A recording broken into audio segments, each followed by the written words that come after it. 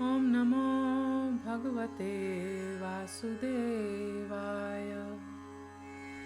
Om Namo Bhagavate Vasudevaya.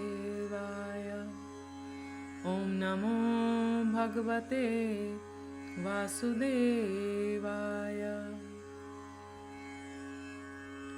Narayanam Namaskritya Naram Chaiva Narottamam Devim Saraswatim Vyasam Tato Jayam Mudiraye.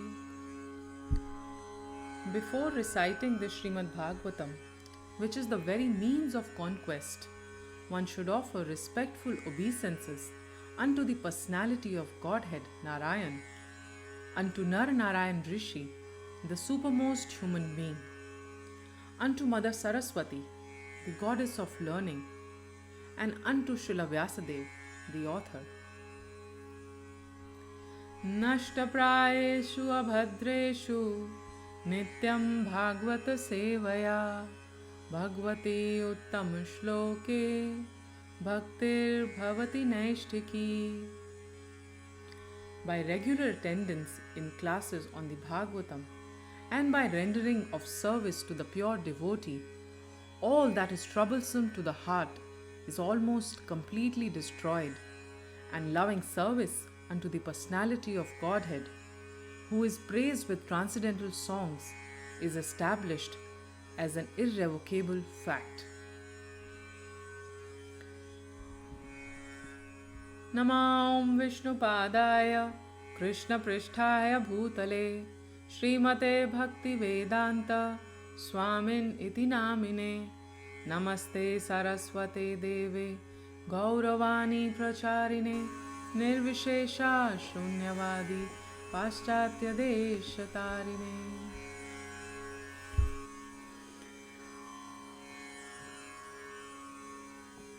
Following are the translations by His Divine Grace A.C. Bhaktivedanta Swami Srila Prabhupada on Srimad Bhagavatam, Canto 1, Chapter 10, titled Departure of Lord Kṛṣṇa for Dvarka.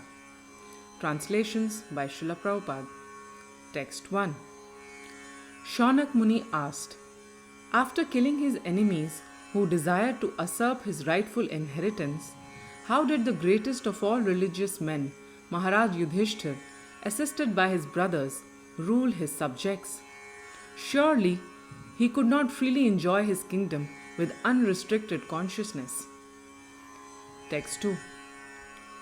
Suta Goswami said, Lord Sri Kṛṣṇa, the Supreme Personality of Godhead, who is the maintainer of the world, became pleased after re-establishing Maharaj Yudhishthir in his own kingdom and after restoring the Kuru dynasty, which had been exhausted by the bamboo fire of anger. Text 3. Maharaj Yudhishthir, after being enlightened by what was spoken by Bhishma Dev and Lord Sri Kṛṣṇa the Infallible, engaged himself in matters of perfect knowledge because all his misgivings were eradicated. Thus, he ruled over the earth and seas and was followed by his younger brothers. Text 4. During the reign of Maharaj Yudhishthir, the clouds showered all the water that people needed, and the earth produced all the necessities of man in profusion. Due to its fatty milk bag and cheerful attitude, the cow used to moisten the grazing ground with milk. Text 5.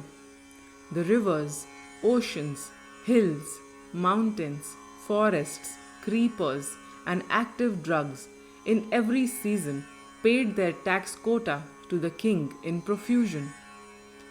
Text 6. Because of the kings having no enemy, the living beings were not, at any time, disturbed by mental agonies, diseases, or excessive heat or cold. Text 7.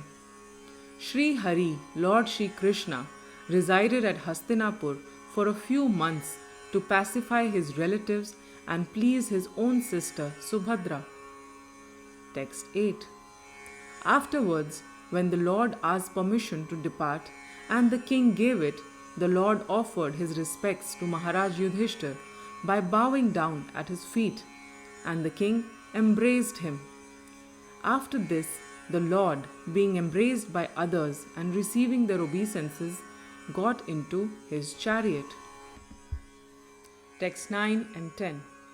At that time, Subhadra, Draupadi, Kunti, Uttara, Gandhari, Dhritarashtra, Yuyutsu, Kripacharya, Nakul, Sahadev, Bhimsen, Dhaumya, and Satyavati all nearly fainted because it was impossible for them to bear separation from Lord Kṛṣṇa.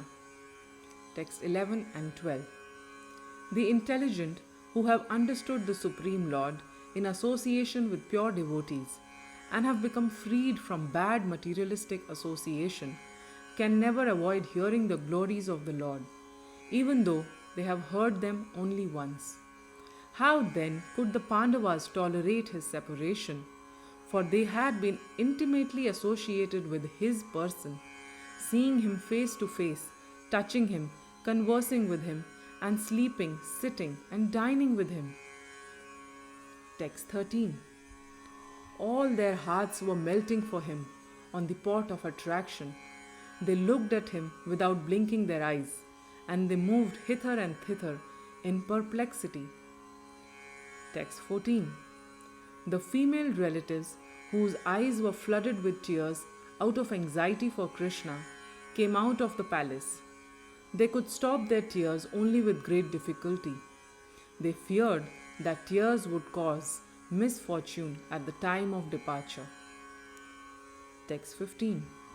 While the Lord was departing from the palace of Hastinapur, different types of drums like the mridanga, dhol, nagra, dhundhuri, and dundubi, and flutes of different types, the veena, gomukh, and bheri, all sounded together to show him honor. Text 16. Out of a loving desire to see the Lord, the royal ladies of the Kurus got up on top of the palace, and smiling with affection and shyness, they showered flowers upon the Lord. Text 17.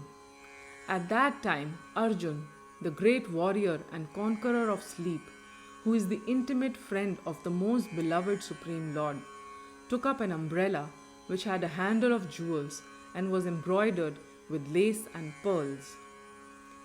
Text 18. Uddhav and Satyaki began to fan the Lord with decorated fans, and the Lord, as the master of Madhu, seated on scattered flowers, commanded them along the road. Text 19. It was being heard here and there that the benedictions being paid to Kṛṣṇa were neither befitting nor unbefitting, because they were all for the Absolute, who was now playing the part of a human being. Text 20. Absorbed in the thought of the transcendental qualities of the Lord, who is sung in select poetry, the ladies on the roofs of all the houses of Hastinapur began to talk of him. This talk was more attractive than the hymns of the Vedas. Text 21. They said, "Here he is, the original personality of Godhead, as we definitely remember him. He alone existed before the manifested creation of the modes of nature, and in him only, because he is the Supreme Lord, all living beings merge, as if sleeping at night, their energy suspended." Text 22. The personality of Godhead, again desiring to give names and forms to his parts and parcels, the living entities, placed them under the guidance of material nature. By his own potency, material nature is empowered to recreate. Text 23. Here is the same Supreme Personality of Godhead, whose transcendental form is experienced by the great devotees who are completely cleansed of material consciousness by dint of rigid devotional service and full control of life and the senses. And that is the only way to purify existence. Text 24. O dear friends, here is that very personality of Godhead whose attractive and confidential pastimes are described in the confidential parts of Vedic literature by his great devotees. It is he only who creates, maintains, and annihilates the material world and yet remains unaffected. Text 25. Whenever there are the kings and administrators living like animals in the lowest modes of existence, the Lord, in his transcendental form, manifests his supreme power, the truth positive, shows special mercy to the faithful, performs wonderful activities, and manifests various transcendental forms as is necessary in different periods and ages. Text 26. Oh, how supremely glorified is the dynasty of King Yadu, and how virtuous is the land of Mathura, where the supreme leader of all living beings, the husband of the goddess of fortune, has taken his birth and wandered in his childhood. Text 27.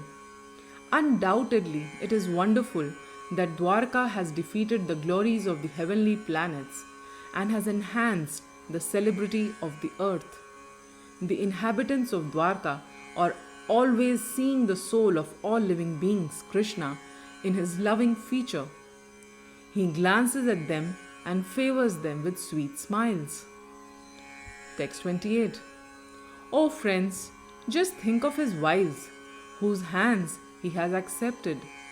How they must have undergone vows, baths, fire sacrifices, and perfect worship of the Lord of the universe to constantly relish now the nectar from his lips by kissing. The damsels of Rajabhumi would often faint just by expecting such favors.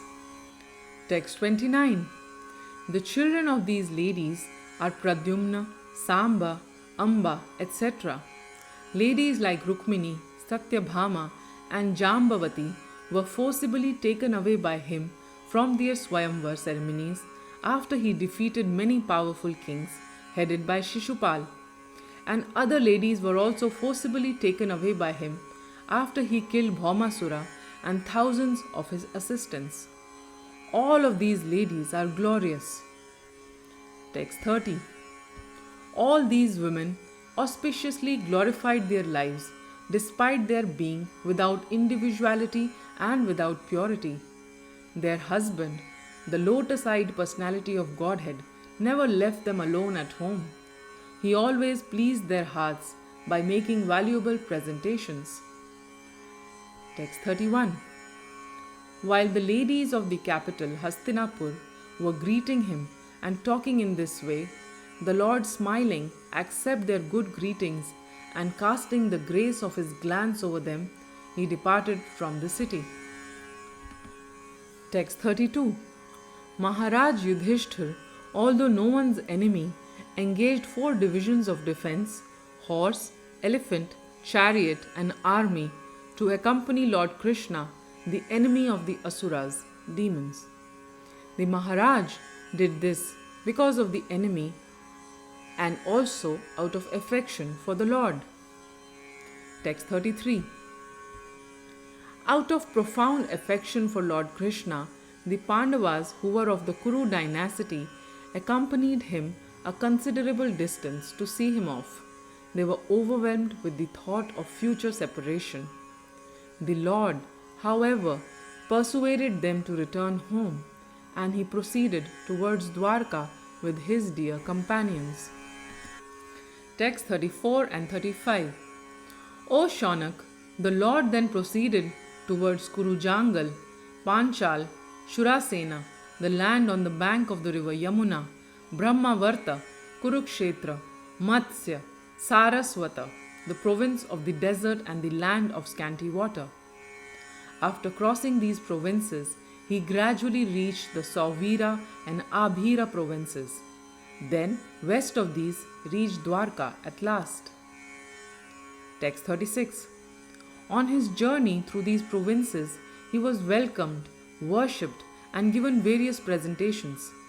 In the evening, in all places, the Lord suspended his journey to perform evening rites. This was regularly observed after sunset. ग्रंथराज Shrimad Bhagavatam की जय। श्रील प्रभुपाद की जय।